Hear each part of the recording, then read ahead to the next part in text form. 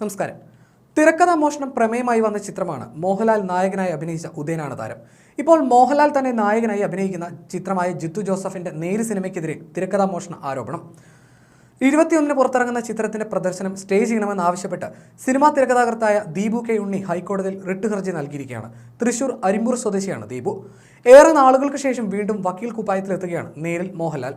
Jithu Joseph Mohanlal കൂട്ടുകെട്ടിൽ ഒന്നിക്കുന്ന നേര് റിലീസിനെത്തുമ്പോൾ പ്രേക്ഷകരും ഏറെ പ്രതീക്ഷയിലാണ്. താൻ ഇതുവരെ ചെയ്യാത്ത കഥാപാത്രമാണ് നേരിലേതെന്ന് മോഹൻലാൽ അടുത്തിടെ അഭിമുഖങ്ങളിൽ പറഞ്ഞിരുന്നു. വളരെ കാലത്തിനു ശേഷമാണ് ഒരു മുഴുനീള വക്കീൽ കഥാപാത്രത്തെ അവതരിപ്പിക്കുന്നത്.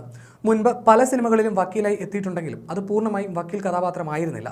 ഇതൊരു ഇമോഷണൽ കോർട്ട് റൂം ഡ്രാമയാണ്. അതുകൊണ്ട് തന്നെ ഒരു അഭിനേതാവ് എന്ന നിലയ്ക്ക് ഞാൻ ഇതുവരെ ചെയ്യാത്ത ഒരു കഥാപാത്രമാണ് നേര് സിനിമയിലേതെന്ന് മോഹൻലാൽ വിശദമാക്കിയിരുന്നു. ദൃശ്യം 2-വിൽ അഭിഭാഷകയുടെ കഥാപാത്രത്തെ അവതരിപ്പിച്ച ശാന്തി മായാദേവിയും ജിത്തു ജോസഫും ചേർന്നാണ് നേരിന് തിരക്കഥ ഒരുക്കിയിരിക്കുന്നത്. ഈ തിരക്കഥയാണ് മോഷണമെന്ന് ദീപു കെ